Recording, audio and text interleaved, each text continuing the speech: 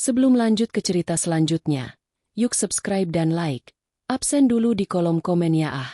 Pagi itu, Mentari masuk melalui celah gorden kamar dengan lembut, seolah enggan membangunkan Arini dari tidurnya. Hari ini adalah hari ulang tahunnya yang ke-32.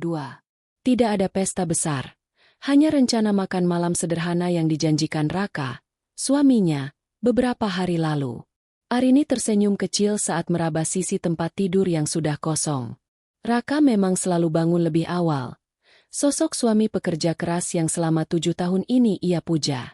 Arini beranjak bangun, mengikat rambutnya dengan asal, dan berjalan menuju ruang cuci. Ia ingin menyiapkan pakaian kerja Raka yang akan digunakan besok. Di sana, di atas mesin cuci, tergeletak jas hitam yang dikenakan Raka semalam saat pulang larut. Arini mengangkat jas itu, berniat menyikatnya sebelum digantung. Namun, sebuah ganjalan di saku dalam jas menarik perhatiannya.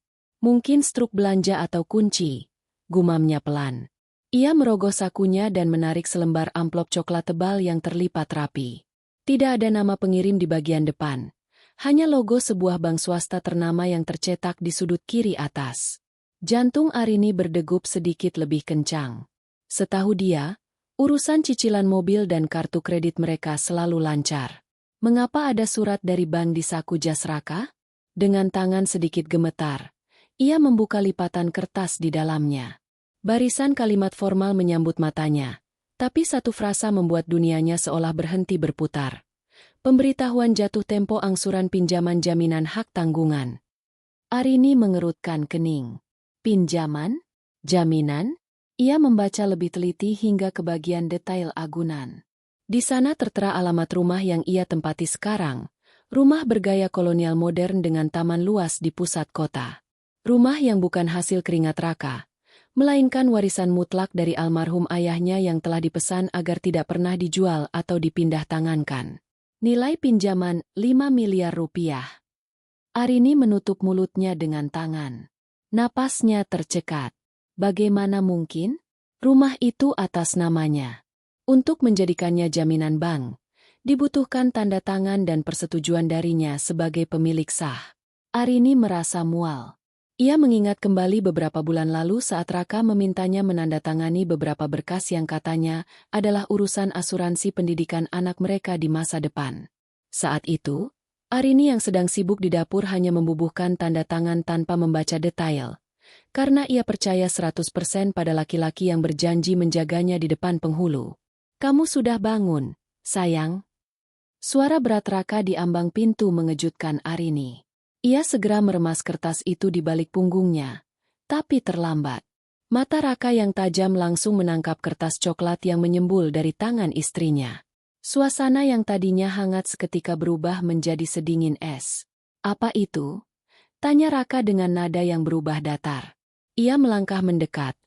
Auranya yang biasanya lembut kini terasa mengintimidasi. Arini menarik napas panjang, mencoba mengumpulkan sisa-sisa keberaniannya. Ia mengeluarkan surat itu dan meletakkannya di atas meja setrika. 5 miliar. "Raka, kamu menggadaikan rumah warisan ayahku? Sejak kapan aku setuju untuk ini?" Wajah Raka sempat memucat sesaat. Namun dengan cepat ia memasang topeng ketenangan. Ia terkekeh pelan. Sebuah tawa yang terdengar sangat asing di telinga Arini. "Oh, itu. Aku mau kasih tahu kamu nanti malam. Sebagai kejutan. Itu untuk ekspansi bisnis properti yang aku kelola. Kamu tahu kan, sekarang persaingan lagi keras. Aku butuh modal besar agar kita bisa lebih kaya dari sekarang."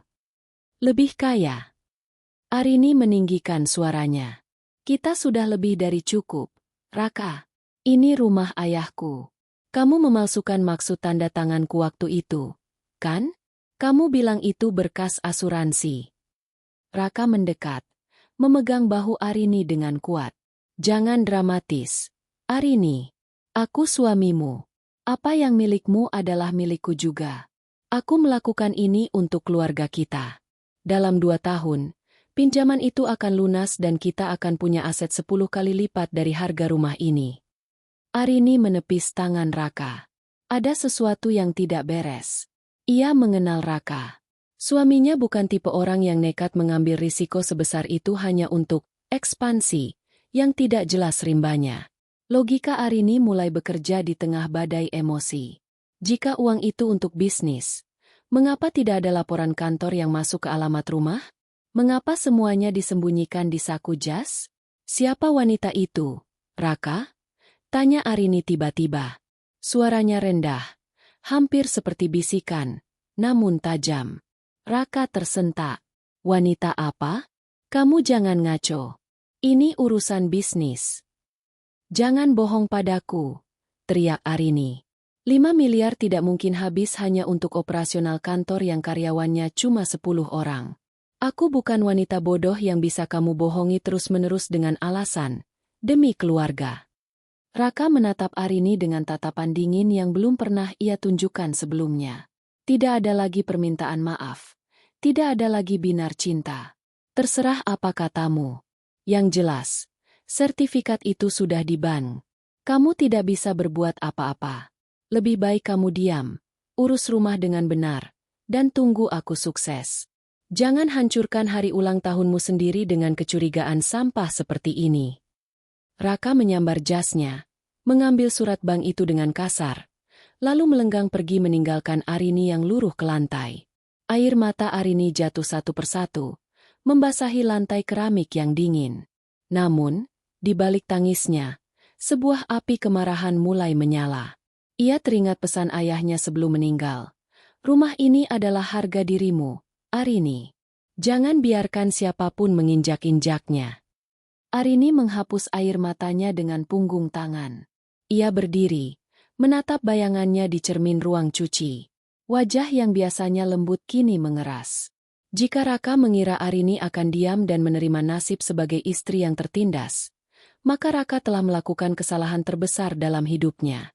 Kamu baru saja menggali lubang kuburmu sendiri, Raka, bisiknya pada sunyi. Arini tidak akan melabrak lagi. Ia tidak akan menangis lagi di depan pria itu. Ia akan mencari tahu kemana setiap rupiah dari 5 miliar itu mengalir. Dan jika benar ada wanita lain yang menikmati hasil keringat ayahnya, Arini bersumpah akan memastikan mereka berdua tidak akan punya tempat untuk berteduh, bahkan di bawah kolong jembatan sekalipun. Hari ulang tahunnya kali ini memang pahit, tapi ini akan menjadi hari terakhir ia menjadi Arini yang lemah.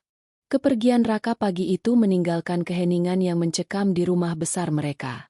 Arini masih berdiri di ruang cuci, namun getaran di tubuhnya bukan lagi karena sedih, melainkan kemarahan yang terkendali. Ia tahu, jika ia ingin menang, ia tidak boleh menggunakan perasaan. Ia harus menggunakan logika. Langkah pertama Arini adalah menuju ruang kerja pribadi Raka di lantai 2. Biasanya, ruangan itu adalah zona terlarang bagi siapapun, termasuk asisten rumah tangga. Raka selalu beralasan ada dokumen rahasia klien yang tidak boleh tercecer. Dulu, Arini menghormati privasi itu sebagai bentuk kepercayaan. Sekarang, ia melihat pintu kayu jati itu sebagai gerbang menuju kebohongan suaminya. Arini mencoba memutar gagang pintu. Terkunci. Ia tidak menyerah. Ia teringat Raka sering menyimpan kunci cadangan di dalam laci meja rias di kamar mereka, tersembunyi di bawah tumpukan jam tangan koleksinya. Benar saja, kunci itu ada di sana.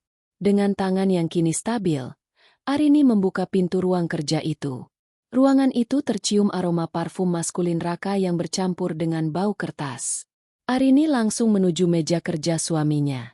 Ia menyalakan komputer desktop milik Raka. Sial, ada kata sandi. Ia mencoba tanggal lahirnya, tanggal pernikahan mereka, hingga tanggal lahir Raka. Semuanya salah. Pikir, Arini, apa yang paling dia puja selain dirinya sendiri? Gumamnya. Ia teringat sebuah tanggal yang sering Raka sebut sebagai awal keberuntungannya. Tanggal saat Raka memenangkan tender besar pertamanya. Ia memasukkan deretan angka itu. 1209. Klik. Layar terbuka. Arini tidak mencari folder bisnis. Ia mencari folder yang tersembunyi atau yang namanya tidak lazim. Matanya tertuju pada sebuah folder berjudul Logistik Proyek Cendana. Ia membukanya. Di dalamnya bukan berisi daftar material bangunan, melainkan folder-folder berisi foto-foto dan pindaian kwitansi. Jantung Arini mencelos saat membuka salah satu folder foto. Di sana, Raka tampak merangkul mesra seorang wanita yang jauh lebih muda. Wanita itu cantik, dengan gaya pakaian yang sangat glamor dan mencolok. Mereka berfoto di depan sebuah bangunan yang sedang direnovasi, sebuah ruko 3 lantai di kawasan elit Jakarta Selatan. Jadi ini, proyek kamu, Raka? Arini berbisik pedih. Ia kemudian membuka file Excel bertajuk, Anggaran Operasional. Matanya terbelalak melihat aliran dana yang keluar. Uang hasil gadaian rumah itu tidak masuk rekening perusahaan resmi milik Raka. Uang itu mengalir ke sebuah rekening atas nama Sheila Putri. Ada catatan pengeluaran yang sangat detail. Down payment sewa gedung, 1,5 miliar rupiah. Interior furnitur import, 800 juta rupiah. Branding marketing, Sheila S. Grand Boutique, 500 juta rupiah. Pembelian mobil Mini Cooper, hadiah Sheila 900 juta rupiah. Arini menyandarkan punggungnya ke kursi, merasa dunianya seolah berputar. 5 miliar rupiah. Uang yang didapat dengan mempertaruhkan satu-satunya kenangan dari ayahnya, habis digunakan untuk memanjakan wanita lain dan membangunkan istana untuk selingkuhannya. Sementara itu, untuk belanja bulanan rumah tangga, Raka selalu mengeluh tentang kenaikan harga barang. Sheila S. Grand Boutique. Arini mengeja nama itu dengan penuh penekanan. Ia segera mengambil ponselnya dan mencari nama itu di media sosial. Hasilnya langsung muncul. Sebuah akun Instagram dengan pengikut puluhan ribu. Di sana, Sheila sering mengunggah video Daily Life of a Business Owner. Dalam salah satu video, Sheila memamerkan gedung yang sedang dibangun. Hampir jadi. Terima kasih untuk support system terbaikku yang sudah mewujudkan mimpi ini. See you at the grand opening next month. Tulis Sheila di kolom keterangan, lengkap dengan emoji hati berwarna merah. Arini melihat foto terbaru Sheila. Wanita itu berpose di depan butiknya yang masih tertutup plastik pelindung. Namun papan namanya sudah terpasang gagah, Sheila S. Di latar belakang, tampak siluet seorang pria yang sangat Arini kenal sedang mengawasi para pekerja. Itu Raka. Pria itu tampak begitu bangga, seolah ia adalah pahlawan yang baru saja menaklukkan dunia. Tiba-tiba, terdengar suara mobil memasuki gerbang. Raka kembali. Rupanya ia ada barang yang tertinggal atau mungkin ia merasa curiga karena meninggalkan Arini dalam keadaan emosi tadi pagi.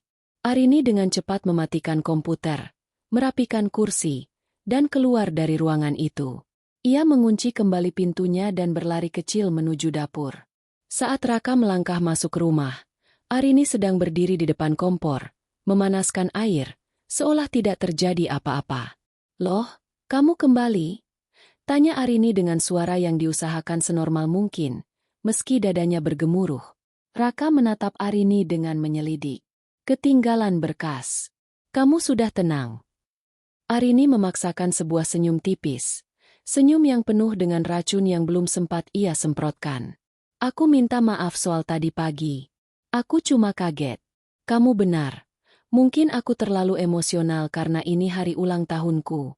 Aku percaya kamu pasti punya rencana bagus buat kita." Raka tampak lega. Ego laki-lakinya merasa menang karena berhasil membungkam istrinya lagi.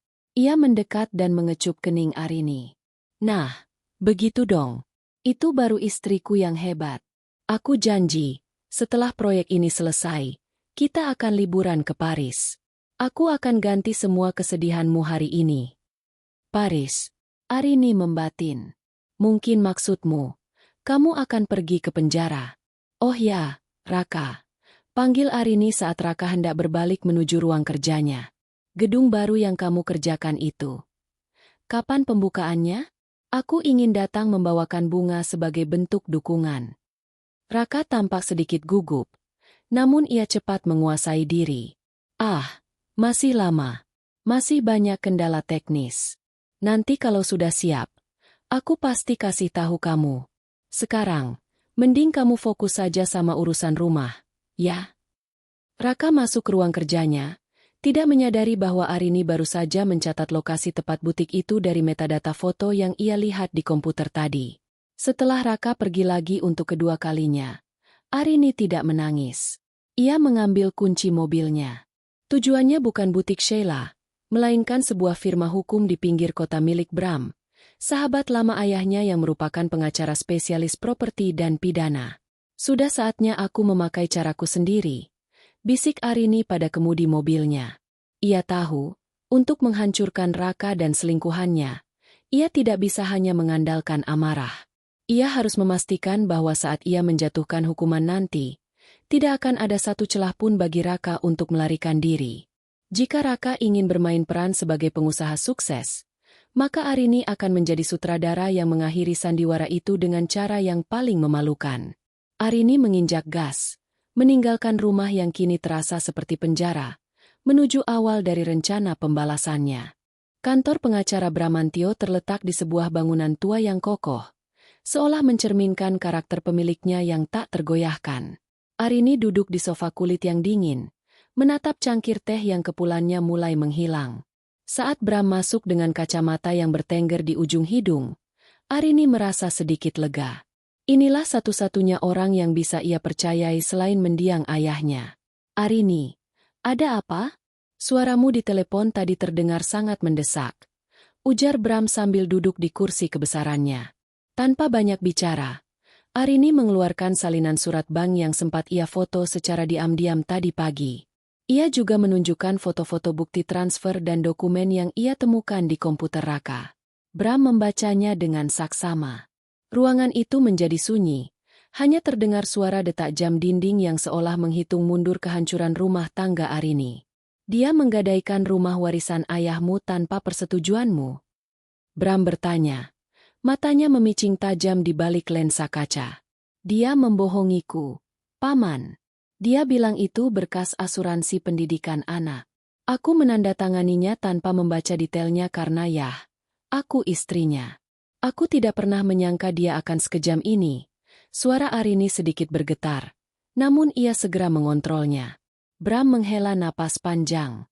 Secara hukum, Arini, tanda tangan yang didapat dengan tipu muslihat atau paksaan bisa dibatalkan. Apalagi jika kamu bisa membuktikan bahwa dana tersebut tidak digunakan untuk kepentingan keluarga atau properti yang diagunkan, melainkan dialirkan ke pihak ketiga. Dalam hal ini, wanita bernama Sheila ini. Bram mengambil selembar kertas kosong dan mulai menggambar sebuah skema hukum. Kita punya dua jalur. Pertama, pidana pemalsuan dokumen atau penipuan. Kedua, perdata untuk pembatalan perjanjian hak tanggungan. Tapi Arini, jika kita bergerak sekarang, Raka akan langsung waspada. Dia bisa memindahkan aset-aset sisa ke luar negeri atau menyembunyikan bukti-bukti lain. Arini menatap skema itu dengan mata yang berkilat. Aku tidak mau dia hanya berhenti. Paman, aku mau dia jatuh sekeras-kerasnya. Aku ingin dia merasakan bagaimana rasanya kehilangan tempat bernaung, persis seperti yang dia lakukan padaku. Bram tersenyum tipis. Ia mengenali api yang sama di mata Arini dengan mata ayahnya dulu. Kalau begitu, kita harus bermain cantik. Kita biarkan dia merasa menang untuk sementara. Biarkan dia menggunakan semua uang itu untuk membangun bisnis si pelakor. Semakin banyak uang yang dia investasikan ke gedung itu, semakin besar kerugiannya saat kita menyitanya nanti. Maksud Paman? Gedung yang mereka bangun itu, Bram menunjuk foto ruko Sheila. Jika kita bisa membuktikan bahwa uang pembangunannya berasal dari hasil kejahatan perbankan atau penipuan terhadapmu, kita bisa mengajukan sita jaminan atas gedung tersebut. Kita tidak hanya mengambil kembali rumahmu, tapi kita juga mengambil apa yang mereka bangun dengan uangmu. Strategi itu mulai terbentuk di kepala Arini. Ia harus menelan harga dirinya. Ia harus tetap menjadi istri yang penurut, yang menyambut Raka dengan senyuman di sore hari, sementara di malam hari ia mengasah belati hukumnya. Apa yang harus aku lakukan sekarang? Tanya Arini. Pertama, aku butuh kamu mendapatkan salinan asli akad kredit dari bank. Gunakan posisimu sebagai pemilik sah rumah. Kedua, kumpulkan semua bukti bahwa Raka dan Sheila memiliki hubungan spesial. Foto, pesan singkat, atau saksi. Semakin kuat bukti perselingkuhannya, semakin mudah kita membuktikan motivasi jahat di balik penggelapan dana ini. Arini mengangguk mantap. Aku akan melakukannya. Sepulangnya dari kantor Bram, Arini tidak langsung pulang. Ia memacu mobilnya menuju kawasan Jakarta Selatan, ke alamat ruko yang ia temukan tadi pagi. Ia memarkir mobilnya agak jauh dan mengenakan kacamata hitam serta topi. Dari kejauhan, ia melihat ruko itu. Hampir selesai. Para pekerja sedang memasang lampu-lampu kristal yang mewah di bagian dalam. Di sana, ia melihat Sheila.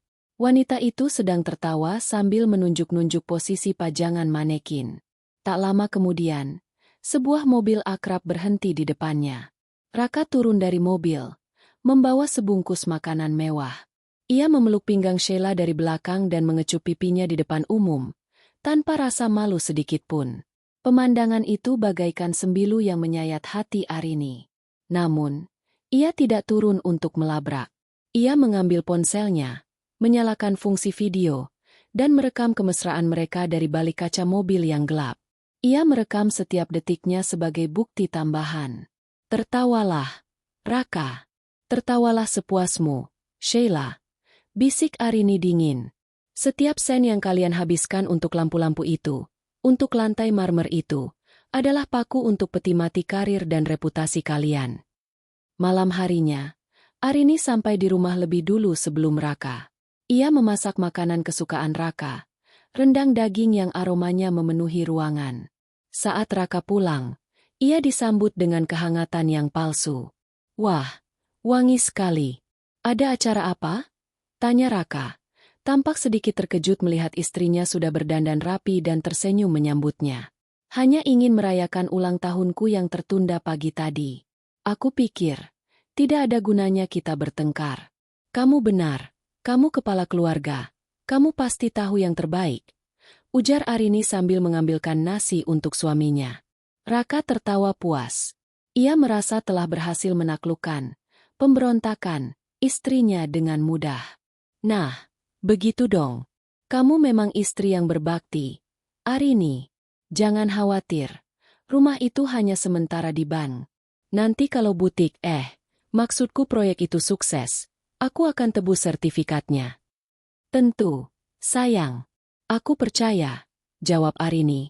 Matanya menatap Raka dengan tatapan yang sulit diartikan. Di bawah meja, tangan Arini mengepal kuat hingga kukunya memutih. Ia baru saja memulai perannya sebagai aktris terbaik. Ia akan membiarkan Raka merasa di atas angin, membiarkan suaminya itu merasa bahwa Arini adalah wanita bodoh yang bisa dikendalikan dengan kata-kata manis. Padahal, di dalam tasnya, sudah ada kontak detektif swasta yang direkomendasikan Bram untuk mengikuti setiap langkah Raka dan Sheila selama 24 jam ke depan. Perang sudah dimulai, dan Arini baru saja memenangkan ronde pertama, menjaga musuhnya tetap dekat agar tidak menyadari bahwa maut sedang mengintai. Rumah besar warisan ayah Arini itu kini terasa seperti panggung sandiwara. Setiap sudutnya menjadi saksi bisu betapa lihainya Arini memoles raut wajahnya. Jika dulu ia memasak untuk Raka dengan penuh cinta, kini ia memasak dengan ketelitian seorang algojo yang sedang mempersiapkan perjamuan terakhir.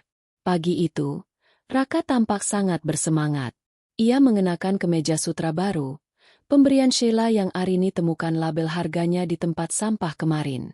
Raka terus-menerus mengecek ponselnya, sesekali tersenyum sendiri. Arini tahu betul apa yang ada di balik senyum itu. Rencana grand opening butik yang sudah di depan mata. Arini, minggu depan aku akan sangat sibuk. Ada audit besar di proyek Cendana. Mungkin aku akan sering pulang terlambat, atau bahkan menginap di kantor kalau perlu. Ujar Raka sambil mengoles selai rotinya tanpa menatap mata istrinya. Arini menyesap kopinya perlahan. Ia tahu, audit, yang dimaksud adalah sentuhan akhir di butik Sheila. Oh ya? Sayang sekali. Padahal aku baru saja berpikir untuk mengajakmu melihat-lihat furnitur baru untuk ruang tamu kita. Tapi tidak apa-apa, pekerjaanmu lebih penting. Raka mendongak, sedikit terkejut dengan sikap santai Arini. Furnitur baru? Uangnya dari mana? Bukankah tabungan kita sedang? Tenang saja, sayang. Aku masih punya sedikit simpanan dari hasil menjual perhiasan kuno pemberian nenek yang sudah lama tidak kupakai. Aku ingin suasana rumah kita lebih segar saat kamu sukses nanti. Jawab Arini dengan nada yang sangat meyakinkan. Raka tersenyum lebar. Merasa sangat beruntung memiliki istri yang begitu, pengertian, dan rela berkorban. Ia tidak tahu bahwa perhiasan itu tidak pernah dijual. Arini justru sedang menggunakan uang simpanan daruratnya untuk membayar jasa detektif swasta bernama Reno yang kini sedang membuntuti setiap langkah Raka. Setelah Raka berangkat, Arini segera naik ke ruang kerja suaminya. Ia telah memasang perangkat keylogger pada komputer Raka 2 hari yang lalu atas saran Bram. Dengan alat itu, setiap ketukan keyboard yang dilakukan Raka akan terekam dan terkirim ke email rahasia Arini. Ia membuka laptopnya sendiri dan mulai membedah data yang masuk. Matanya menyipit saat melihat riwayat percakapan Raka dan Sheila di aplikasi pesan versi web. Sheila, sayang, lampu kristalnya sudah terpasang. Cantik banget. Kamu benar-benar raja dalam hidupku. Nggak sabar buat malam pembukaan nanti. Raka, apapun buat ratuku. Si Arini sudah makin jinak. Dia bahkan gak curiga sedikit pun soal dana 5 miliar itu. Dia pikir itu buat asuransi anak. Bodoh banget, kan? Sheila. Hahaha, untung dia gampang dibohongi. Jadi, kapan kamu bakal cerain dia? Raka. Sabar, sayang. Tunggu butikmu stabil dan aku bisa mengamankan sisa asetnya. Aku nggak mau keluar dari pernikahan ini dengan tangan hampa. Tangan Arini gemetar membaca kata bodoh yang disematkan padanya. Air mata sempat menggenang, namun ia segera menghapusnya dengan kasar. Kesedihan sudah tidak punya tempat di hati Arini. Yang ada kini hanyalah tekad baja. Aku bodoh karena mencintaimu, Raka. Tapi aku akan sangat pintar saat menghancurkanmu, bisiknya pada layar laptop. Arini kemudian mengalihkan fokusnya ke mutasi rekening rahasia Raka yang berhasil ia akses melalui data keylogger. Ia menemukan fakta mengejutkan lainnya. Raka tidak hanya menggadaikan rumah, ia juga mulai menarik dana dari deposito pendidikan anak mereka yang belum genap berusia 5 tahun. Dana itu digunakan untuk membayar vendor catering kelas atas dan penyewaan lighting untuk acara pembukaan butik. Siang harinya, Arini bertemu dengan Reno, si detektif swasta, di sebuah kafe terpencil. Reno menyerahkan sebuah amplop coklat besar berisi foto-foto. Target menghabiskan hampir 5 jam sehari di ruko tersebut. Mereka juga sering terlihat di toko perhiasan mewah belakangan ini. Sepertinya pria ini sedang mempersiapkan kejutan besar untuk wanita itu di acara pembukaan nanti, lapor Reno. Arini melihat foto-foto itu. Raka dan Sheila tampak sangat bahagia, seolah mereka adalah pasangan paling sah di dunia. Arini kemudian menyerahkan daftar aset lain yang ia temukan. Cek semua ini, Reno. Pastikan apakah ada nama Sheila di sertifikat aset-aset ini atau masih atas nama perusahaan Raka. Aku butuh kepastian kemana saja uang itu mengalir. Siap, Nyonya. Jawab Reno singkat. Sore harinya, saat pulang ke rumah, Arini mendapati Raka sedang duduk di ruang tamu dengan wajah berseri-seri. Di atas meja, ada sebuah kotak perhiasan kecil yang terbuka, memperlihatkan sebuah kalung berlian yang sangat indah. Untukku? Tanya Arini pura-pura terkejut. Raka tertawa kecil. Bukan, sayang. Ini titipan klien untuk istrinya. Aku cuma diminta menyimpannya sebentar karena kantor sedang tidak aman. Jangan disentuh ya. Mahal sekali harganya. Bohong. Arini tahu itu adalah kalung yang sama dengan yang ia lihat di foto detektif Reno tadi siang. Raka membelinya untuk Sheila. Namun dengan cerobohnya ia membawanya pulang ke rumah. Arini tersenyum manis. Senyum yang paling sempurna yang pernah ia buat. Tentu, sayang. Aku tidak akan menyentuhnya. Aku tahu apa yang bukan milikku. Tidak seharusnya kupaksa untuk jadi milikku. Sama seperti rumah ini, kan? Yang bukan milikmu, suatu saat akan kembali ke pemilik aslinya. Raka sempat terdiam, menatap Arini dengan dahi berkerut. Maksudmu? Maksudku, kesuksesanmu. Itu semua berawal dari rumah ini, kan? Jadi keberhasilannya akan kembali ke sini juga. Arini berkelit dengan cerdik. Raka kembali santai. Benar. Kamu benar sekali. Malam itu, saat Raka tertidur lelap, Arini berdiri di balkon rumahnya, menatap ke arah pusat kota di mana butik Sheila berdiri. Ia sudah mendapatkan semua yang ia butuhkan. Bukti penggelapan dana, bukti perselingkuhan, dan pengakuan tertulis Raka tentang niat jahatnya melalui pesan singkat. Arini mengeluarkan ponselnya dan mengirim pesan singkat kepada Bram. Paman, semua bidak sudah di posisi. Pastikan surat penyegelan dari pengadilan siap tepat pada hari peresmian itu. Aku ingin pesta mereka menjadi pemakaman bagi karir mereka. Balasan dari Bram masuk beberapa detik kemudian. Siapkan dirimu, Arini. Badai akan segera datang. Arini menutup matanya, menghirup udara malam dalam-dalam. Ia tidak sabar menunggu hari itu. Hari di mana ia akan datang sebagai tamu kehormatan, yang akan mengunci pintu-pintu kebohongan Raka untuk selamanya. 2 minggu menjelang hari besar yang dinanti Raka dan Sheila, Arini memutuskan untuk melakukan kunjungan lapangan. Ia tidak datang sebagai istri Arini yang sederhana, melainkan sebagai Ibu Rahayu, seorang sosialita dengan penampilan glamor namun tertutup. Dengan mengenakan wig rambut pendek berwarna coklat madu, kacamata hitam besar bermerek, dan tas mewah yang sebenarnya adalah kado terakhir dari ayahnya, Arini melangkah masuk ke area butik yang hampir rampung itu. Gedung itu berdiri megah di sudut jalan utama Jakarta Selatan. Cat putih tulang dipadukan dengan aksen emas memberikan kesan high-end yang sangat kuat. Papan nama bertuliskan, Sheila S. Sudah terpasang rapi, berkilauan diterpa sinar matahari siang. Selamat siang, Bu. Ada yang bisa kami bantu? Seorang staf dengan seragam modis menyambut Arini di pintu masuk yang masih sedikit berdebu. Saya mendengar dari kolega saya bahwa butik ini akan menyediakan koleksi terbatas dari desainer Paris. Saya ingin melihat-lihat. Apakah sudah bisa melakukan pre-order? Arini merubah nada suaranya menjadi sedikit lebih serak dan berwibawa. Oh, tentu saja. Mari, kebetulan pemilik kami, Ibu Sheila, sedang ada di lantai atas. Beliau yang menangani pelanggan VVIP secara langsung. Jawab staf itu dengan ramah. Arini menaiki tangga melingkar yang lantainya terbuat dari marmer Italia. Marmer yang ia tahu persis dibayar menggunakan dana darurat rumah tangganya. Di lantai 2, ia melihat Sheila sedang berdiri di depan sebuah cermin besar, sedang mencoba sebuah gaun sutra berwarna merah menyala. Ibu Sheila, ada calon pelanggan VVIP yang ingin bertemu, lapor staf tersebut. Sheila berbalik. Wajahnya yang cantik tampak berseri-seri, dipenuhi keangkuhan seorang wanita yang merasa baru saja mendapatkan dunia. Ia menatap Arini dari ujung kepala sampai ujung kaki, menilai kapasitas dompet, tamunya itu. Ah, selamat datang. Saya Sheila. Senang sekali ada yang sudah tahu tentang koleksi kami padahal belum grand opening. Ujar Sheila sambil mendekat. Aroma parfum mahal yang menyengat segera memenuhi indera penciuman Arini. Arini mengenali aroma itu. Itu adalah parfum yang sama yang sering tercium di jas Raka belakangan ini. Gedung ini sangat indah, Ibu Sheila. Pasti modalnya tidak sedikit, ya? Tanya Arini sambil berpura-pura menyentuh salah satu rak pajangan. Sheila tertawa kecil.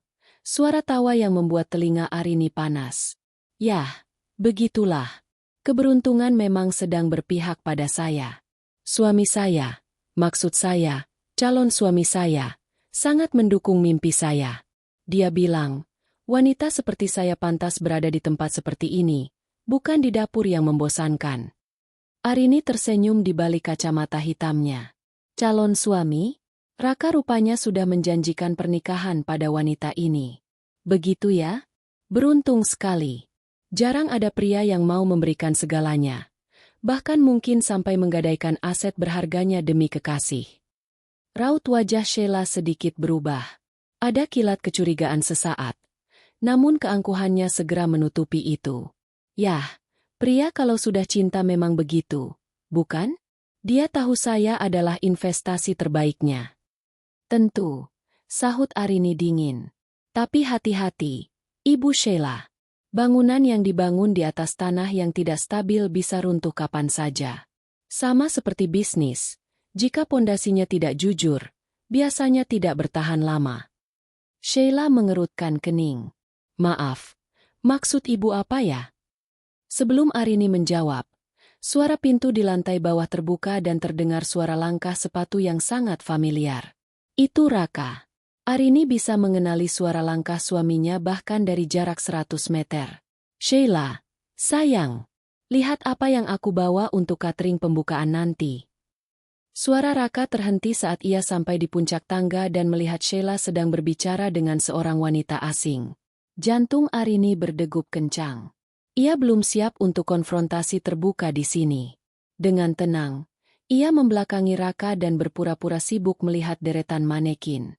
Oh, sayang, kamu sudah datang. Ini ada calon pelanggan yang sangat tertarik dengan koleksi kita. Ujar Sheila sambil menghampiri Raka dan manja merangkul lengannya. Raka menatap punggung Arini dengan dahi berkerut. Ada rasa familiar yang menyerangnya. Namun penyamaran Arini cukup sempurna. Selamat siang, Nyonya. Sapa Raka sopan. Arini tidak berbalik. Ia hanya mengangguk sedikit. Saya rasa saya sudah melihat cukup banyak untuk hari ini. Saya akan menghubungi lagi nanti jika berminat. Arini berjalan cepat menuruni tangga tanpa menoleh sedikit pun. Ia bisa merasakan tatapan Raka yang bingung di punggungnya. Begitu sampai di dalam mobil, Arini melepaskan wig dan kacamata hitamnya. Napasnya memburu. Amarah yang tadinya ia tekan sekuat tenaga kini meledak dalam bentuk tawa pahit. Ia baru saja melihat dengan mata kepala sendiri bagaimana Raka memperlakukan Sheila seperti ratu di dalam gedung yang dibayar dengan air mata dan hak miliknya. Ia melihat bagaimana mereka tertawa di atas penderitaannya, merencanakan masa depan di atas kehancurannya. Arini mengambil ponselnya dan menelepon Reno, detektifnya. Reno, aku baru saja dari sana. Aku butuh kamu pastikan satu hal lagi. Cari tahu apakah Raka menggunakan nama Sheila dalam izin mendirikan bangunan, IMB, atau nama perusahaan fiktif. Aku ingin semua dokumennya lengkap minggu ini. Baik, Bu Arini. Oh ya, saya juga menemukan sesuatu. Raka baru saja memesan karangan bunga raksasa dengan tulisan, "Selamat untuk istriku tercinta." Sepertinya dia benar-benar berencana mengumumkan hubungan mereka di hari pembukaan itu. Lapor Reno. Arini mencengkeram kemudi mobilnya. Bagus. Biarkan dia membuat pengumuman itu. Karena tepat setelah dia mengucapkannya, aku yang akan memberikan pengumuman yang sebenarnya. Arini memacu mobilnya meninggalkan lokasi. Di kepalanya, ia sudah menyusun rencana yang lebih rapi. Ia tidak akan hanya menyegel gedung itu. Ia akan memastikan bahwa di hari yang seharusnya menjadi hari paling membahagiakan bagi Sheila dan Raka, semua orang, tamu undangan, rekan bisnis, hingga media lokal yang mereka undang, akan menyaksikan betapa hinanya perbuatan mereka. Kamu ingin aku di dapur yang membosankan, Sheila? Bisik Arini pada kaca spion. Baik, akan aku tunjukkan bagaimana, wanita dapur, ini bisa membakar istana pasirmu sampai menjadi abu. 1 minggu sebelum acara grand opening, suasana di rumah Arini terasa sangat kontras. Di satu sisi, Raka tampak seperti orang yang sedang berada di awan 9, sibuk, tegang, namun penuh euforia. Di sisi lain, Arini bersikap seolah ia adalah istri paling suportif yang pernah ada. Ia bahkan mulai menawarkan bantuan yang tidak masuk akal.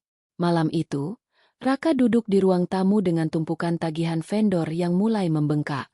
Wajahnya terlihat sedikit pucat saat menghitung saldo di rekening pribadinya. Meskipun 5 miliar dari gadaian rumah sudah mengalir deras, biaya tak terduga untuk kemewahan yang diminta Sheila ternyata jauh melampaui perhitungan Raka. Ada masalah, sayang. Arini mendekat sambil membawa secangkir teh kamomil hangat. Raka mendesah berat, buru-buru menutup buku tabungannya. Hanya urusan kantor. Arini, vendor-vendor ini mendadak menaikkan harga di saat terakhir. Biasalah, bisnis. Arini duduk di sampingnya, meletakkan tangan lembutnya di bahu Raka. Raka, aku tahu kamu sedang berjuang keras untuk masa depan kita. Aku tidak mau melihatmu stres seperti ini. Sebenarnya, aku masih punya satu aset lagi. Raka menoleh dengan cepat. Matanya berbinar penuh harap. Aset apa? Bukannya perhiasan nenekmu sudah dijual? Arini tersenyum tipis. Sebuah senyuman yang jika Raka lebih jeli, akan terlihat seperti seringai serigala. Ayah dulu memberiku deposito atas nama pribadiku yang hanya bisa dicairkan setelah aku berusia 30 tahun. Isinya sekitar 800 juta rupiah. Aku berniat menggunakannya untuk kuliah anak kita nanti, tapi melihatmu kesulitan begini, aku rasa lebih baik uang itu digunakan untuk menyukseskan proyekmu sekarang. Kalau proyekmu sukses, uang itu pasti akan kembali berlipat ganda, kan? Raka hampir saja melompat dari kursinya. Ia memeluk Arini dengan sangat erat, seolah-olah Arini adalah dewa penyelamat. Arini, kamu luar biasa. Ya Tuhan, aku tidak tahu harus berkata apa. Kamu memang istri yang paling mengerti aku. Aku janji, demi Tuhan, aku akan mengganti uang ini berkali-kali lipat. Aku tahu kamu akan melakukannya, Raka. Bisik Arini di pundak suaminya. Matanya menatap dingin ke arah dinding. Dalam hati, Arini muak. Uang 800 juta itu adalah sisa, peluru, terakhirnya. Dengan memberikan uang itu, Arini memastikan dua hal. Pertama, Raka akan menghabiskan seluruh uangnya tanpa sisa untuk acara peresmian itu, sehingga ia tidak akan memiliki dana cadangan untuk menyewa pengacara hebat saat kasus ini meledak. Kedua, dengan masuknya dana dari rekening pribadi Arini ke proyek tersebut, Arini memiliki bukti tambahan bahwa ia telah ditipu untuk mendanai perselingkuhan suaminya, yang akan memperkuat tuntutan ganti rugi material dan imaterial di pengadilan nanti. Keesokan harinya, Arini mencairkan dana tersebut dan mentransfernya ke rekening Raka. Ia melihat melalui keylogger bagaimana Raka langsung meneruskan uang itu kepada Sheila untuk memesan VVIP Goodie Bags berisi produk kosmetik impor dan menyewa orkestra kecil untuk mengiringi acara pembukaan. Raka benar-benar terjebak dalam delusi keagungan. Ia merasa sangat aman karena Arini yang bodoh, kini bahkan ikut mendanai istana untuk selingkuhannya. Sementara itu, Arini kembali bertemu dengan Bram di sebuah restoran yang sangat privat. Ia menyerahkan bukti transfer terakhir tersebut. Ini pancingan terakhir, Paman. Dia sudah mengambil semuanya. Rumah, dana pendidikan, dan sekarang deposito pribadiku, ujar Arini. Bram menggelengkan kepala melihat kegilaan Raka. Dia benar-benar gelap mata. Tapi ini bagus untuk kita. Arini, aku sudah mendapatkan surat penetapan sita jaminan dari pengadilan berdasarkan bukti pemalsuan tanda tangan dan penyelewengan dana. Polisi juga sudah siap bergerak. Kita akan melakukan penyegelan tepat di saat acara peresmian mencapai puncaknya. Pastikan semua dokumennya tidak bocor sampai hari H, tegas Arini. Jangan khawatir. Semua berkas tersimpan di brankasku. Tidak ada satu orang pun di kantor bank atau pengadilan yang bisa Raka hubungi untuk menyuap. Semuanya sudah dikunci. Jawab Bram. Malam sebelum hari H, Raka pulang dengan membawa sebuah kotak gaun mewah. Ini untukmu, Arini. Pakai ini besok ya. Aku ingin kamu datang ke acara besok pukul 2 siang. Tapi, aku minta tolong satu hal. Arini membuka kotak itu. Sebuah gaun berwarna abu-abu yang sangat sederhana. Jauh berbeda dengan gaun merah mewah yang ia lihat dicoba oleh Sheila tempo hari. Apa itu, sayang? Acara besok akan sangat formal. Banyak klien besar. Aku ingin kamu bertindak sebagai asisten pribadiku saja dulu di depan mereka. Karena aku ingin mengenalkanmu sebagai senjata rahasia di balik kesuksesanku secara bertahap. Jangan marah ya. Ini demi strategi branding kantorku. Raka mencoba merayu dengan alasan yang sangat picik. Arini mengerti maksud sebenarnya. Raka ingin Arini ada di sana untuk melayaninya. Sementara ia akan memamerkan Sheila sebagai pasangannya. Raka ingin menghina Arini di depan umum tanpa Arini menyadarinya sampai semua terlambat. Tentu, Raka. Apapun yang terbaik untukmu. Jawab Arini dengan suara lembut yang mematikan. Setelah Raka tidur, Arini menelepon seseorang. Bukan Bram, bukan pula Reno. Ia menelepon seorang kenalannya yang bekerja di sebuah stasiun televisi berita lokal dan beberapa jurnalis media online. Halo, ini Arini. Besok jam 2 siang di gedung baru di Jalan Cendana akan ada skandal besar yang melibatkan penipuan aset bernilai miliaran rupiah dan penyegelan gedung oleh kepolisian. Jika kalian ingin berita eksklusif tentang runtuhnya bisnis seorang pengusaha properti yang sedang naik daun, datanglah lebih awal. Aku akan memastikan kalian mendapatkan posisi kamera terbaik. Arini menutup teleponnya. Ia menatap gaun abu-abu pemberian Raka di atas tempat tidur. Ia tidak akan memakai gaun itu. Ia sudah menyiapkan pakaiannya sendiri. Sebuah setelan blazer hitam yang tajam, elegan, dan berwibawa. Besok bukan hanya pembukaan butik, Raka. Bisik Arini sambil mematikan lampu kamar. Besok adalah hari di mana aku akan meresmikan kehancuranmu di depan seluruh dunia. Arini tidur dengan sangat nyenyak malam itu. Sementara di seberang kota, Raka dan Sheila sedang bersulang sampanye, merayakan kemenangan semu yang akan berakhir dalam hitungan jam. Malam itu, Jakarta diguyur hujan gerimis yang membawa hawa dingin menusuk tulang. Di dalam rumah yang menjadi jaminan utang itu, Raka tampak sibuk mondar-mandir di ruang kerjanya. Ia berkali-kali menelepon vendor bunga, catering, hingga koordinator acara. Wajahnya tegang, namun ada binar kemenangan yang tak bisa ia sembunyikan. Baginya, besok bukan sekadar pembukaan bisnis, melainkan proklamasi kebebasannya dari bayang-bayang warisan mertuanya.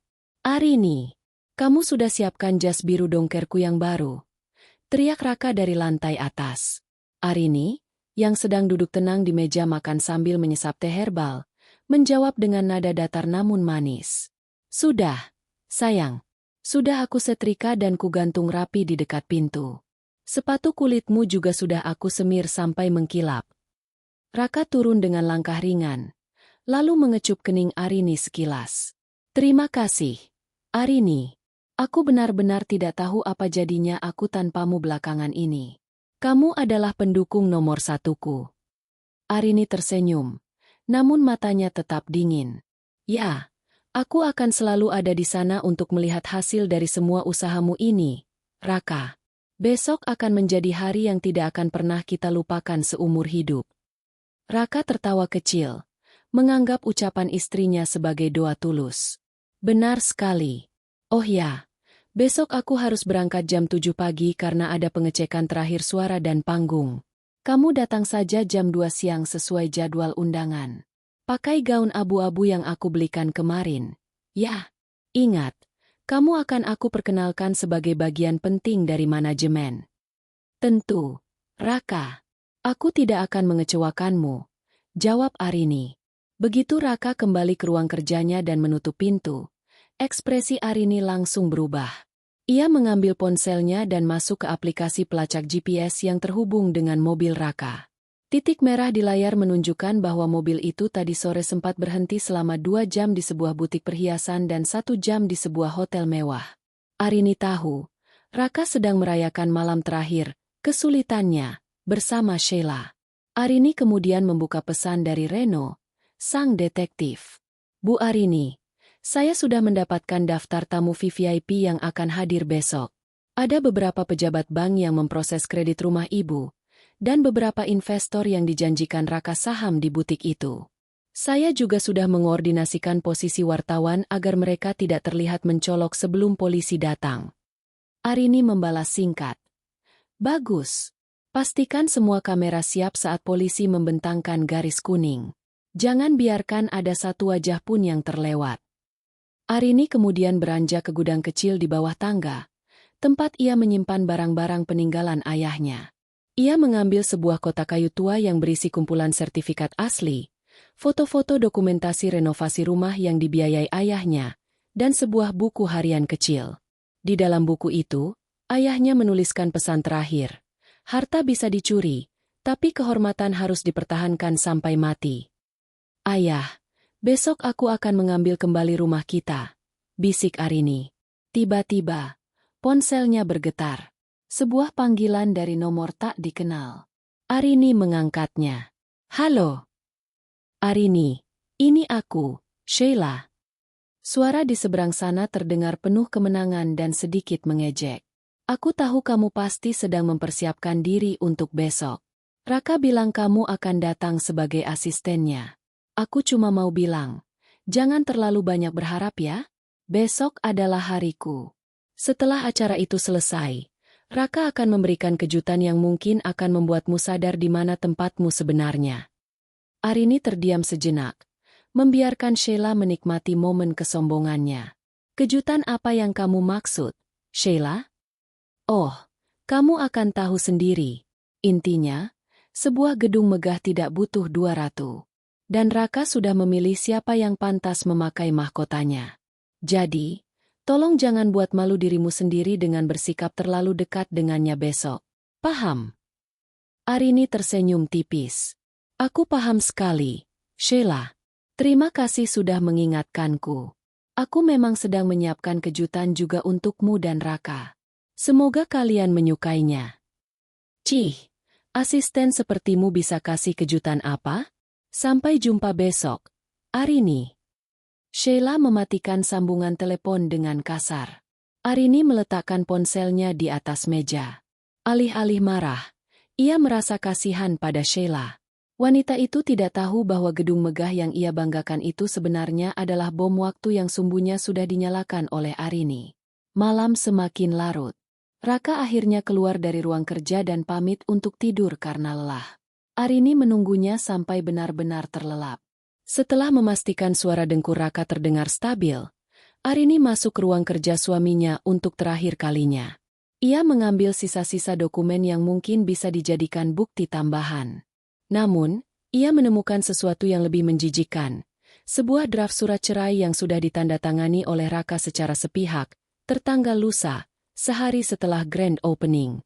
Di sana tertulis bahwa Raka menuntut hak asuh anak dan menyatakan bahwa Arini tidak berhak atas aset apapun karena alasan kelalaian sebagai istri.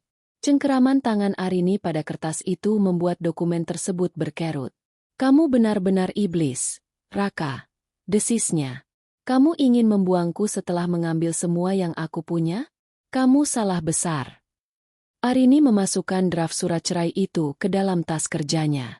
Ini akan menjadi bumbu penyedap yang sempurna untuk drama besok.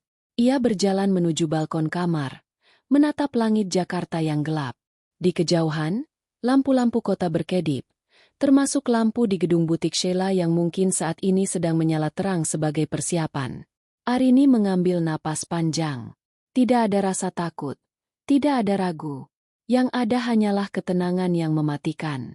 Besok, saat matahari mencapai puncaknya, Arini tidak akan datang sebagai istri yang teraniaya, bukan pula sebagai asisten yang patuh.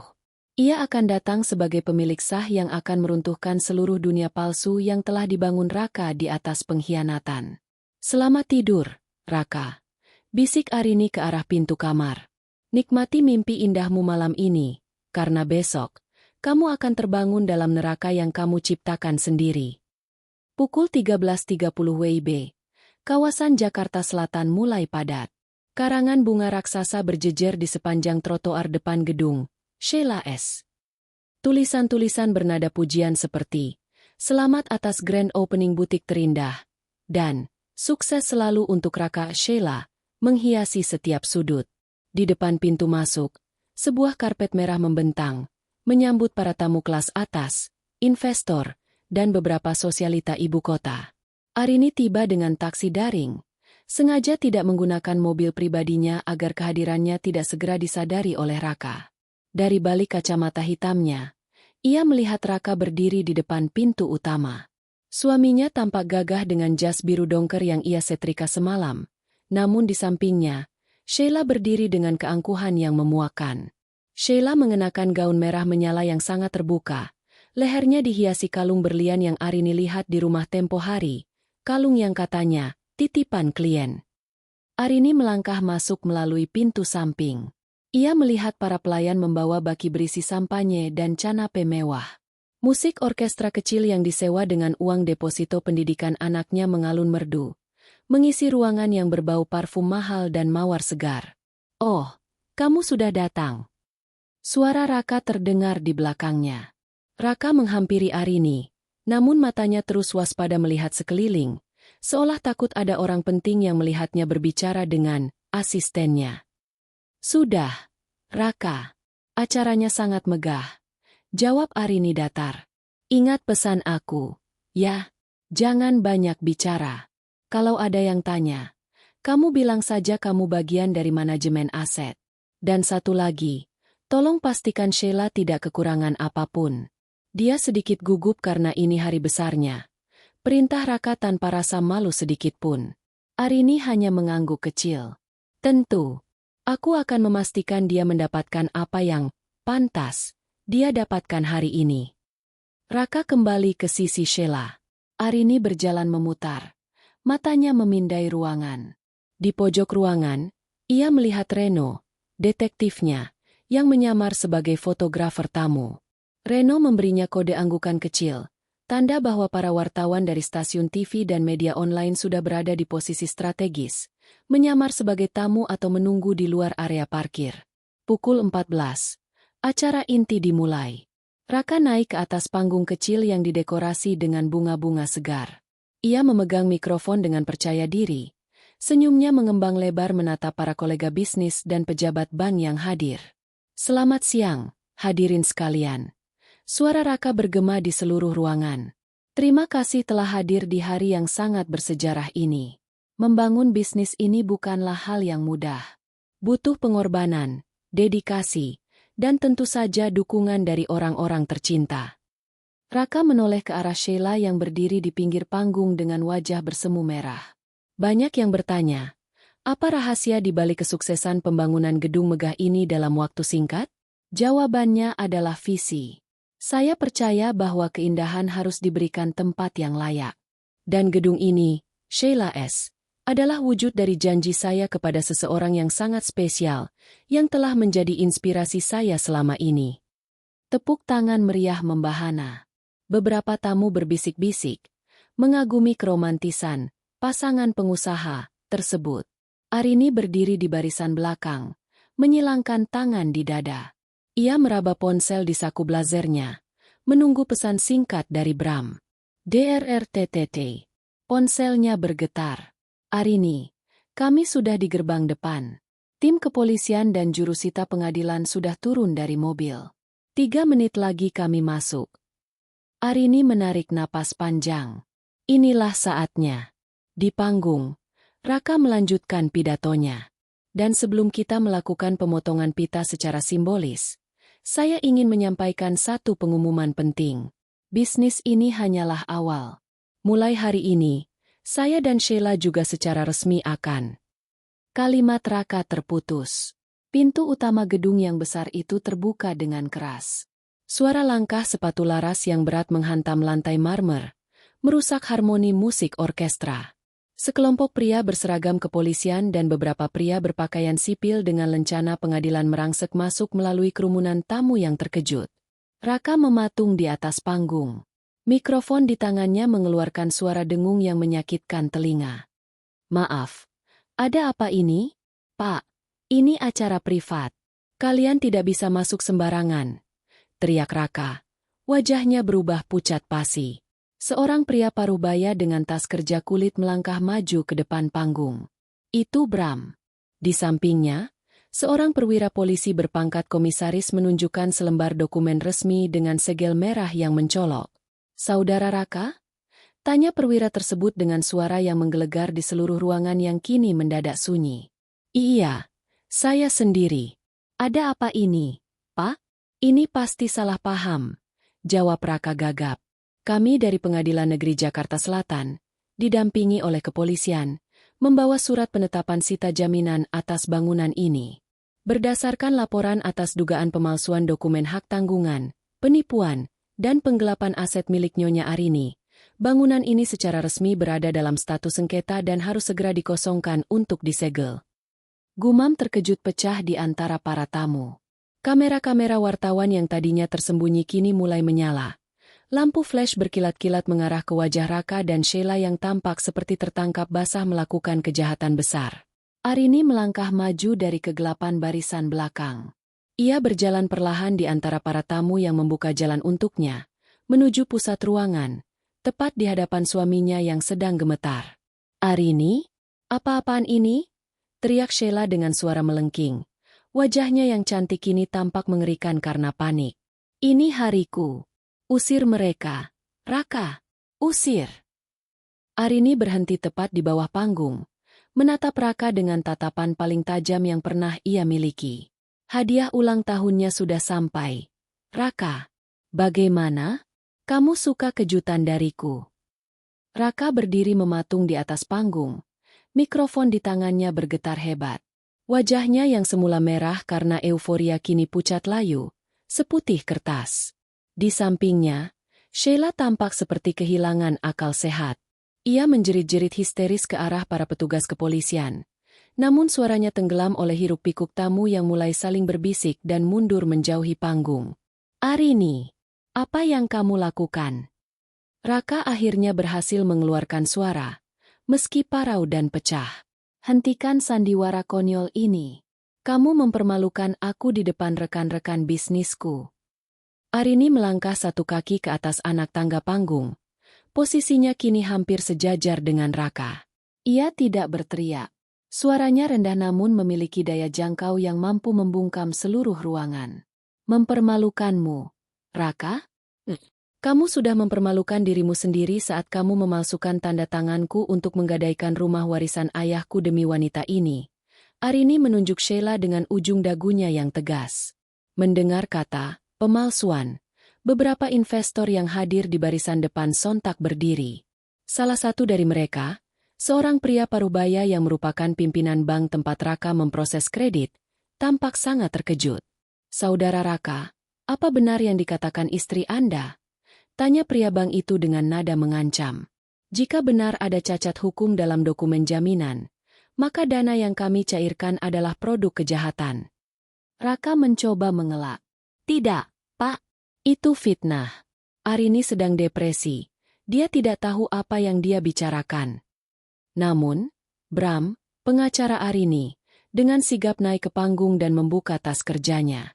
Ia mengeluarkan salinan asli hasil uji forensik tulisan tangan dan rekaman suara dari keylogger yang dikumpulkan Arini. "Ini adalah bukti kuat bahwa saudara Raka sengaja memanipulasi dokumen perbankan," ujar Bram lantang, sambil membagikan beberapa lembar salinan kepada para wartawan yang kini sudah merangsek maju ke depan panggung. "Dan ini adalah bukti aliran dana sebesar 5 miliar rupiah yang tidak pernah masuk ke rekening perusahaan, melainkan langsung ke rekening pribadi saudari Sheila untuk membiayai kemewahan gedung ini." Kilatan lampu kamera wartawan menyambar-nyambar bagaikan petir. Sheila, yang merasa namanya terseret, mencoba menyerang Arini. "Kamu wanita gila. Kamu cuma iri karena Raka lebih mencintai aku. Ini buktiku. Keluar kalian semua." Arini dengan tenang menangkis tangan Sheila yang hendak menjambaknya. Dengan satu gerakan cepat, Arini menarik mikrofon dari tangan Raka yang lemas. "Hadirin sekalian," ujar Arini melalui pengeras suara. "Terima kasih telah hadir untuk menyaksikan pembukaan gedung ini. Namun, gedung ini tidak akan pernah dibuka untuk bisnis. Karena mulai detik ini, bangunan ini berada di bawah penyitaan pengadilan sebagai jaminan ganti rugi atas aset-aset yang telah digelapkan." Perwira polisi yang mendampingi Bram memberikan aba-aba. Semua tamu harap segera meninggalkan ruangan. "Petugas, bentangkan garis polisi." Kericuhan kecil terjadi. Para tamu VVIP bergegas keluar, menghindari sorotan kamera karena takut reputasi mereka ikut tercemar. Dalam hitungan menit, ruangan mewah itu kosong dari tamu, menyisakan Raka, Sheila, Arini, dan para petugas. Petugas kepolisian mulai membentangkan pita kuning bertuliskan, "Police Line, Do Not Cross," di sepanjang pintu masuk utama, melintasi karangan-karangan bunga mahal yang tadinya memuja nama Raka dan Sheila. Pita kuning itu juga dibentangkan menyilang di depan meja kasir dan rak-rak baju desainer yang belum sempat terjual satupun. "Jangan! Tolong jangan segel ini." Sheila jatuh terduduk di lantai marmer, menangis terseduh-seduh sambil memegangi kaki petugas. "Ini semua milikku. Raka menjanjikannya padaku." "Milikmu?" Arini mendekati Sheila, menatapnya dengan rasa kasihan yang dalam. "Bahkan gaun yang kamu pakai sekarang, Sheila, Dibayar dengan uang asuransi pendidikan anakku yang dicuri Raka. Kamu bukan pemilik apapun. Kamu hanyalah pajangan di istana pasir yang sedang runtuh. Raka mendekati Arini, mencoba meraih tangannya dengan wajah memelas. Arini, tolong kita bicarakan ini di rumah. Aku bisa jelaskan semuanya. Aku lakukan ini untuk kita, untuk masa depan kita. Arini menarik tangannya dengan jijik. Ia mengeluarkan selembar kertas dari sakunya. Draft surat cerai yang ia temukan di ruang kerja Raka semalam. Untuk kita? Atau untuk surat cerai ini yang rencananya akan kamu berikan padaku besok? Arini melemparkan kertas itu ke wajah Raka. Kamu ingin membuangku setelah rumahku habis kamu peras? Kamu meremehkanku. Raka, kamu lupa bahwa rumah itu adalah peninggalan ayahku. Dan aku tidak akan membiarkan pencuri sepertimu bernapas lega di dalamnya. Seorang petugas polisi mendekati Raka. Saudara Raka, Anda kami amankan untuk pemeriksaan lebih lanjut atas dugaan pemalsuan dokumen otentik dan penipuan perbankan. Silakan ikut kami ke kantor. Raka tidak bisa melawan. Kedua tangannya diborgol di belakang punggung. Saat ia digiring keluar, ia harus melewati deretan wartawan yang sudah menunggu di luar. Berita tentang pengusaha properti gadai rumah istri demi selingkuhan sudah menjadi headline di berbagai portal berita dalam waktu singkat. Arini berdiri di depan pintu gedung yang kini sudah tertutup rapat dengan garis polisi melintang di depannya. Ia mengambil pita peresmian merah yang tadinya akan dipotong Raka, lalu membuangnya ke tempat sampah tepat di samping pintu. Bram menghampiri Arini, meletakkan tangan di bahunya. Sudah selesai, Arini. Langkah selanjutnya adalah proses pengadilan untuk mengembalikan hak milik rumahmu secara penuh. Arini menatap garis polisi itu dengan perasaan lega yang tak terlukiskan. Belum sepenuhnya selesai, Paman. Tapi setidaknya, malam ini mereka tidak akan tidur di atas kasur yang dibeli dengan uangku. Ia berbalik, berjalan menjauh dari gedung itu tanpa menoleh lagi. Di belakangnya, Sheila masih meratap di trotoar sementara Raka dimasukkan ke dalam mobil polisi. Arini masuk ke dalam taksinya, siap untuk pulang ke rumah ayahnya, rumah yang sebentar lagi akan benar-benar kembali ke pelukannya. 3 bulan telah berlalu sejak peristiwa penyegelan yang menggemparkan itu. Pagi ini, udara di teras rumah warisan sang ayah terasa lebih segar bagi Arini. Tidak ada lagi beban rahasia, tidak ada lagi kecurigaan yang menghantui setiap langkahnya. Melalui perjuangan hukum yang melelahkan namun pasti, pengadilan akhirnya membatalkan perjanjian hak tanggungan atas rumah tersebut karena terbukti adanya unsur penipuan dan pemalsuan dokumen otentik. Arini menyesap tehnya, menatap sertifikat rumah yang kini kembali mendekap aman di dalam brankas pribadinya. Ayah, rumah kita sudah pulang, bisiknya lirih ke arah langit biru. Proses hukum terhadap Raka berjalan jauh lebih cepat dari yang dibayangkan. Dengan bukti-bukti digital yang sangat detail dari Arini dan kesaksian dari pihak bank yang merasa dirugikan, Raka tidak punya celah untuk membela diri. Ia divonis hukuman penjara atas dakwaan berlapis, pemalsuan dokumen dan penggelapan dana. Karirnya di dunia properti hancur total. Namanya masuk dalam daftar hitam perbankan dan dunia bisnis. Arini sempat mengunjungi Raka di lembaga pemasyarakatan 1 kali, hanya untuk menyerahkan surat cerai yang telah diputus secara resmi oleh pengadilan agama. Di balik jeruji besi, Raka tampak seperti pria yang berbeda. Tubuhnya kurus, wajahnya kusam, dan binar keangkuhannya telah padam. Arini, maafkan aku. Tolong, bantu aku keluar dari sini. Aku masih mencintaimu, pinta Raka dengan suara gemetar, mencoba meraih tangan Arini di balik pembatas kaca. Arini menatap mantan suaminya itu dengan tatapan datar, tanpa kebencian namun juga tanpa belas kasihan. Kamu tidak mencintaiku, Raka.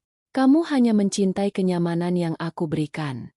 Kamu jatuh cinta pada keserakahanmu sendiri, dan sekarang, kamu harus membayar harganya. Tanpa menunggu jawaban, Arini berdiri dan melangkah pergi, meninggalkan Raka yang meraung memanggil namanya. Itulah terakhir kalinya Arini melihat pria yang pernah ia puja sebagai pahlawannya. Nasib Sheila tidak jauh lebih baik. Karena gedung butik tersebut dibangun menggunakan dana hasil kejahatan, Seluruh aset di dalamnya disita oleh negara untuk menutupi kerugian bank. Sheila yang tadinya berlagak sebagai pengusaha VVIP, kini harus menghadapi kenyataan pahit bahwa semua kemewahannya hanyalah pinjaman dari sebuah kejahatan. Tanpa dukungan finansial dari Raka dan dengan reputasi yang hancur setelah wajahnya terpampang di berbagai media sebagai pelakor penikmat uang curian, ia diusir dari apartemen mewahnya karena menunggak biaya sewa. Reno, sang detektif, sempat memberikan laporan terakhir bahwa Sheila kini bekerja di sebuah toko kecil di pinggiran kota, hidup dalam ketakutan akan penagih utang yang terus mengejarnya akibat gaya hidupnya yang dulu terlalu tinggi. Arini sendiri memilih untuk tidak menyimpan dendam. Ia menggunakan sebagian sisa depositonya, yang berhasil ia klaim kembali dari sisa aset Raka yang disita, untuk merenovasi sedikit bagian belakang rumahnya. Ia mengubah ruangan yang dulunya merupakan ruang kerja Raka menjadi perpustakaan kecil dan ruang belajar untuk anak-anak di lingkungannya. Membangun kembali memang butuh waktu, ujar Bram saat berkunjung ke rumah Arini untuk merayakan kemenangan hukum mereka. Tapi membangun di atas kejujuran akan membuatnya bertahan selamanya. Arini tersenyum. Kali ini senyumnya tulus dan mencapai matanya. Benar, Paman. Aku belajar bahwa terkadang kita harus kehilangan segalanya untuk menyadari apa yang benar-benar berharga. Dan aku bersyukur, aku masih memiliki harga diriku. Malam itu, Arini berdiri di balkon tempat ia dulu sering menangis diam-diam. Ia melihat ke arah gedung di pusat kota yang dulu ingin ia segel. Gedung itu kini telah beralih tangan menjadi pusat rehabilitasi sosial. Tidak ada lagi nama, Sheila S., yang berkilau emas. Yang ada hanyalah papan nama kayu yang sederhana namun bermakna. Arini mematikan lampu balkonnya. Ia masuk ke dalam rumah, mencium kening anaknya yang sedang tertidur lelap, dan merasakan kedamaian yang sesungguhnya. Ia telah membuktikan bahwa wanita yang dianggap lemah di dapur, mampu meruntuhkan istana palsu seorang pengkhianat hanya dengan bermodalkan kecerdasan dan keberanian. Luka itu mungkin meninggalkan bekas. Namun bekas luka itu kini menjadi tanda kemenangan bagi Arini. Ia telah melewati badai, dan sekarang, ia siap menyambut fajar baru dengan kepalanya yang tegak. Tamat.